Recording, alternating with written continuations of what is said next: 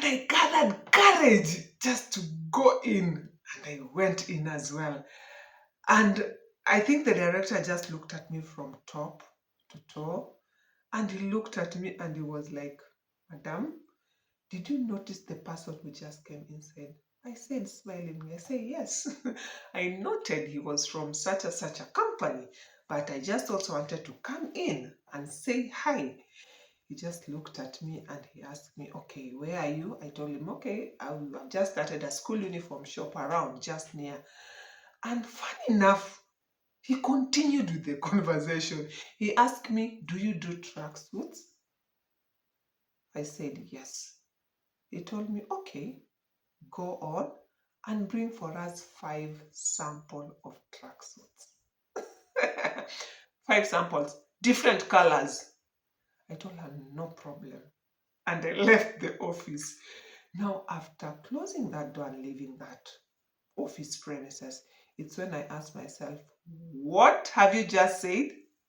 You're going to bring what? Tracksuit. From where? Now, this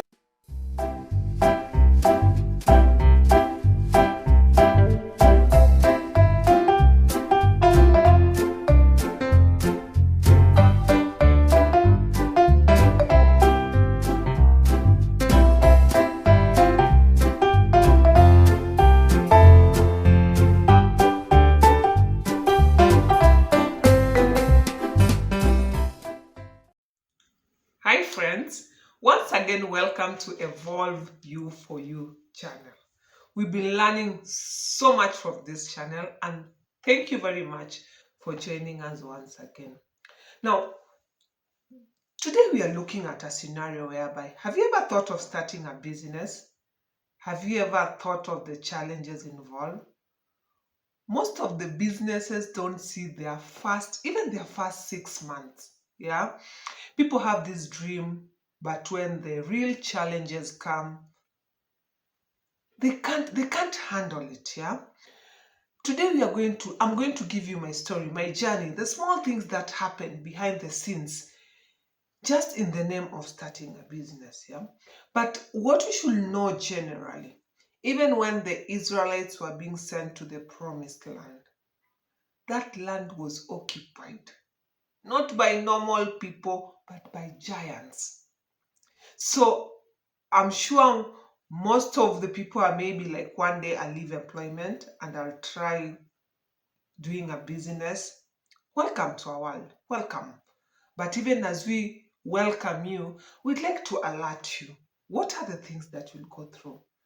They might not be similar to what I went through. But again, there's nothing new in the face of the earth. You can listen to one person and just know how to maneuver. Yeah. So at this particular moment, I was from doing, I wouldn't call it a business as so. It was more of an NGO thing. Yeah. So by the time the post-election violence started, we closed everything. And I took my tailoring machines to a country, yeah, and I tried employment. But as God will want it, I was fired after 3 months. So after the 3 months, after the normal morning pray period, of course, I went back to what I know, or maybe let me say what I had on my hand, and that was tailoring. So I bought a machine, started stitching the few things that I could. I actually stitched them in my house. Yeah. And something that I didn't do properly at this particular moment, I didn't do my market research.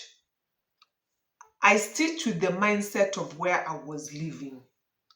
I did not stitch with the mindset of where I was going to set up the shop. But anyway, I did the stitching. I was motivated. I did, and at some point I had sacks of shirts, sacks of trousers, sacks of tunics, whatever I didn't know how to stitch. I called somebody just to help me stitch. So once I had seen like I had good stock, I started walking around looking for a shop. By this particular moment, I I didn't have any finances. Let me just say that I had used all my savings plus my husband's, yeah, in making these stacks of uniforms, yeah. So, but either way, I walked. Remember, we say we watch and pray. We don't lock ourselves in the house. So I was looking around, walking around for a shop. I got some shops where their prices were quite high. They were in good locations, but their prices were just over the moon. Yeah. So I went and I found this upstairs building, and it looks deserted, and it was upstairs. And as I looked at it, I called the number there. The agent came, opened it up, and I looked at it and I asked for the price. I'll forever remember the price. It was 17,500. That one included, like, I think it was 5,000 rent with 2 months deposit and 2,500 for electricity. Yeah. So it was 17,500. Somebody there might be like, 17,500 is such a small amount of money, but no, I didn't have the amount. So either way, I just called. The Bible says, ask and it shall be given unto you. It says we have not because we ask not. So who can I call? My better half, of course. I was like, hello, I found this house and it's going for, they need 17,500. I was just saying it for the way. By the way, just I said it. And to my surprise, he sent me the full amount. That was a green light. I paid the amount quickly, and within a very short time we had set up.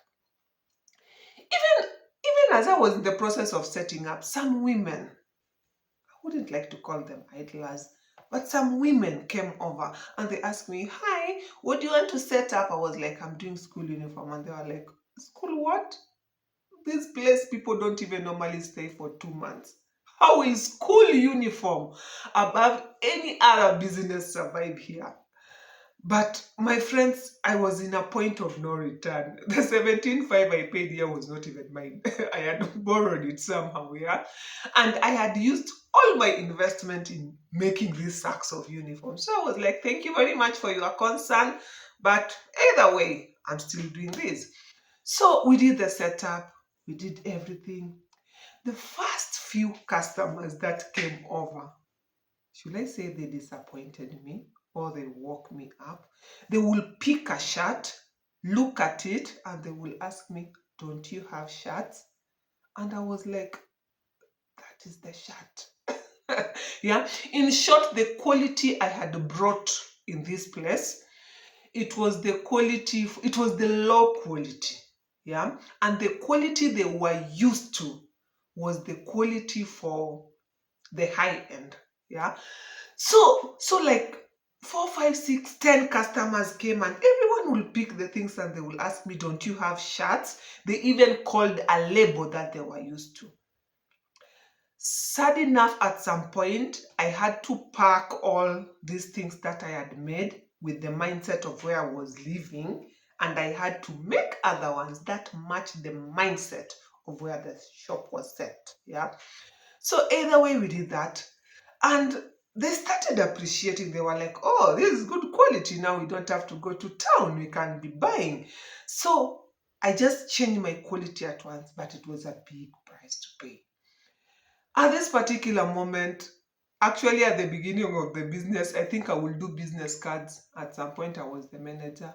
At this point, I was the marketing. At times, I was the salesperson. As in, even the guy who was doing my business cards was like, "Okay, madam, today what are you?" Because it's like for every card I had a different everything, and it happens in every business. You have to be like everything. Yeah. So at some point I was doing my marketing, and one of the schools that were nearby was a Catholic school. And the rumors that were around were that Catholic schools did their own school uniforms. They were not sourcing outside. But I had read a few books and I knew this issue of checklists. So just go around and do. So even as I entered this school, my confidence was low. I was afraid. I was like, should I really do this? Should I really embarrass myself like this? But either way, I entered, went, queued. Now, if you want to know the devil is a liar, of all the days, this particular day, there was a gentleman on this line. And this gentleman was from the leading school uniform outlets in the country. Oh, the guy was fine. His clothes, his branded shirt, his laptop, a gift most probably for the director he was going to see. And something was telling me, do you still want to embarrass yourself? Don't you think it is time to just turn and go? But something was telling me, no problem, just queue, you go inside. The worst they can do for you is maybe not talk to you, but either way, at the end of the day, you'll check the list and say, okay, I went. It's them who didn't give me the job. So this guy went in. Of course, he came out, the gift was left. And I gathered courage just to go in. And I went in as well. And I think the director just looked at me from top to toe. And he looked at me and he was like, Madam, did you notice the person who just came inside? I said smilingly, I say, yes. I noted he was from such a company, but I just also wanted to come in and say hi. He just looked at me and he asked me, okay, where are you? I told him, okay, I've just started a school uniform shop around just near. And funny enough, he continued with the conversation. He asked me, do you do tracksuits? I said, yes. He told me, okay, go on and bring for us 5 samples of tracksuits. 5 samples, different colors. I told her, no problem. And I left the office. Now, after closing that door and leaving that office premises, it's when I asked myself, what have you just said?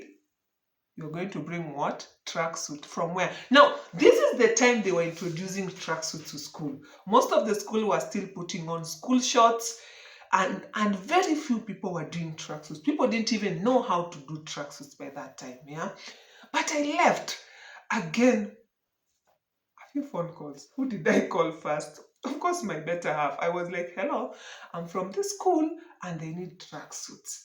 I just said it for the sake.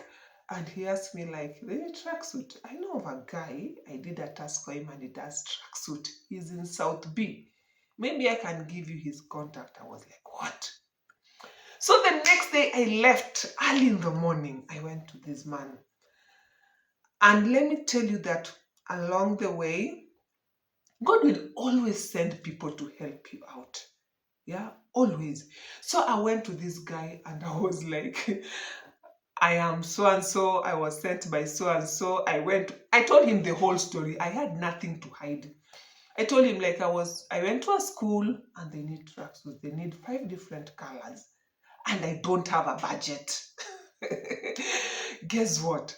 This man graciously gave me 5 tracksuit, different colors. He didn't ask me for my ID. He didn't want to know where I'm coming from. He was purely a father who didn't mind helping me out. Yeah, he remained my mentor in this industry for quite a long time, till date. Of course, till date. Yeah. So the next day I went early in the morning, before even the office I was there with my 5 tracksuit. I had come and they were shocked because even them, from the way they had looked at me, they were like, this one will go and will go. So I came with the 5 tracksuit and they were like, oh, impressive. They looked at them and they picked a color and they asked me, we have more than 1,000 students. Are you sure you can supply? I said, yes, I can supply. And they told me, okay, prepare yourself. From next term, we are sending people. I left that place and I was like, what have I signed to again? So I called the guy and I told him, okay, fine. I went to this school. They have agreed. They picked the navy blue one. They want me to be their supplier. When it came to back to school season, I saw fire. Fire, the parents will come, they will queue. Back to school season, what normally happens is that the demand is normally far much higher than the supply. So I remember at some point I will close the shop at 4 and run back to the company to wait while they stitch. I pick them, and literally I will tell the school, like, okay, the tracksuits were there, it's only that your parents came late when I had closed. And I really maneuvered through. I worked with honestly with this guy who was supplying me with tracksuit. Sometimes I would literally carry all the money I had sold, all, and put it and give it them to him so that he can give me the next supply. Yeah. This is the very first school that God used to introduce Hope uniforms to the world. Yeah. And funny enough, a few months later, yeah, I received a notice from the landlord, and the landlord was saying that he had given us a 3 months notice. He wanted us to leave the premises because he wanted to do a renovation. But prior to this, I had this urge of getting another branch and going to a more prime place, a place which was near Equity Bank. I had this urge, and I would tell my husband, like, I think we should open another branch, we should move. And my husband was like, what's your problem again? Yeah. Here we are okay. We don't struggle with the rent. The customers are coming. What's your problem? But the urge just couldn't leave me. It was too much on me. So at some point, I just had to convince him, and we later got a shop, and now we had 2 branches. So by the time this notice came, we had a plan B. Yeah? Which maybe if I didn't listen to that voice, you couldn't even have heard of this story. And guess what? After we had left, a month or 2 later, a business was opened in the same place. Guess what was the name of this business? They called it Neema Uniforms. Ours was Hope Uniforms. So in short, they saw like here there was an opportunity, and they saw like the best way was to give me a notice to leave their house. But thank to God, I had already opened another branch. Yeah. So friends, what are we learning from this story today? Yeah. The first thing that I'm learning, and that is what I'm still learning today, yeah, is that most of the things that we want, they'll not come and fetch us where we are. A good encouragement explaining the same comes from the book of Mark chapter 16 verse 20. It says, then the disciples went out and preached everywhere, and the Lord worked with them and confirmed his word by the signs that accompanied them. The signs accompanied them. Whatever you are trusting God for, be it the business, whatever it is, it will accompany you. But first of all, you must go out. If you start thinking about the giants that are there or the lion that is roaming on the street, the Bible says a lazy man has an excuse that there's a lion on the street. It's just because of their laziness. Yeah. But when you step out, yes, you'll meet the challenges, you'll meet them, that's for sure. But we've said we have people backing us up. God, the Holy Spirit, Jesus, all the power is in us. But my friend, you must step out of your comfort zone. Yeah. The second lesson that I'm learning from this is that you must do your market research. It's true you want to start that salon, you want to start that bookshop, you want to start whatever it is you want to start. Yeah. Don't be like me, whereby you go stitch clothes with the mentality of this place, yet you are planning to put a shop in another place. So to save yourself the pain, because not all the people will get the opportunity of literally changing 3/4 of what they have stocked because they stocked the wrong thing, or maybe they targeted the wrong customer. Yeah. So ensure you do your market research. Friends, again, the era we are living in, the information is out there too much. Whatever is eating your head, just go type it on Google, on YouTube. These days there's Chat GPT. There's no excuse. It's not a must you get a degree for you to be able to do something reasonable with your life. We just have to fight mediocrity and laziness. Yeah. Something again that I I may pick from all this, yeah, is the power of trust and relationship. I've told you the way from day one, the the man who was supplying my tracksuit. He trusted me. He believed me. He picked me up as my daughter. 17 years later, I'm doing my tracksuit.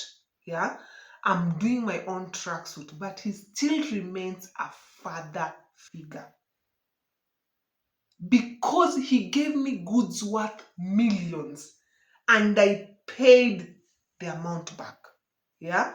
In most of the cases, we mess it up. We mess it up. And the most important part in anything is relationship. Yeah. So even today, for some reasons, if maybe I may not be able to stitch my tracksuit, just one phone call to him and he will come to my aid. Why? Because I honored the relationship. So let us build trust. And even the same thing have worked. I have schools that are just my domain. I've just learned to trust them. We just have a relationship, a clean one, and I've worked with them for a decade and so. Yeah. So whenever somebody goes out of their way to hold you, to keep you, to train you, to mentor you, I've had a lot of issue with people whereby we entrust them to a branch and then they end up doing their own things, yet they claim they know God. Yeah. So learn to earn trust. Trust is earned, and build relationship. You don't know where you will get meet the other person. Yeah. Another thing that is key in case one wants to be an entrepreneur is persistent. Oh, every day you normally wake up and you don't know what you are waking up to. Some days I'm so proud to be the founder of Hope Uniforms. So proud. Sometimes I normally get to a point I'm like, okay, what are we doing next? And that is where now the persistent comes, whereby no matter what is thrown your way, you just make one more step, one more effort. Even if it is like very dark ahead, you just make one more step. And before you know it, you look at the mountain and you are like, how did I sort that one? But we have to be persistent because remember again what we've said, there are giants. There are people who have been in whatever industry you are trying to get in. There are people who don't want you there. And again, remember, we are fighting against principalities. It's not only about individuals. Actually, it has nothing to do with individuals. They are principalities. So sometimes you've done everything so well, but everything turns up so wrong. And that is when you hold on to your faith and you be persistent and ensure that you've done the right thing. Or maybe let me say you have stayed in the game as long as you can. Whoever is planning to start a business or something, just be ready to embrace some challenges. They might not be exact as my challenges, but trust me, either way, you will be tested. And I think it is these true challenges, the small ones, that normally makes a lot of businesses don't see even their 6th month birthday. So guys, that's my beginning journey of Hope Uniforms. I hope it has encouraged somebody who might be going through something challenging in their business. It is well. It is well. Get the information you need to get. Read the books you need to read. Listen to encouraging stories of the people who have made it. and put God at the center of it. Because you alone, you may fail, but you and God and the Holy Spirit, oh, if those guys are backing you up, you are good, you are super. Remember, that's not an excuse to be lazy. That's not an excuse not to do your due diligence. That's not your excuse to do whatever you want, wherever you want. But if you add the discipline, it is gonna be okay. So that's all we had from the Evolve You for You desk today. Till next time, thank you again for joining us. And don't forget to like, subscribe, and share so that when we come and tell you more stories about our entrepreneurship journey, you'll be there to be encouraged.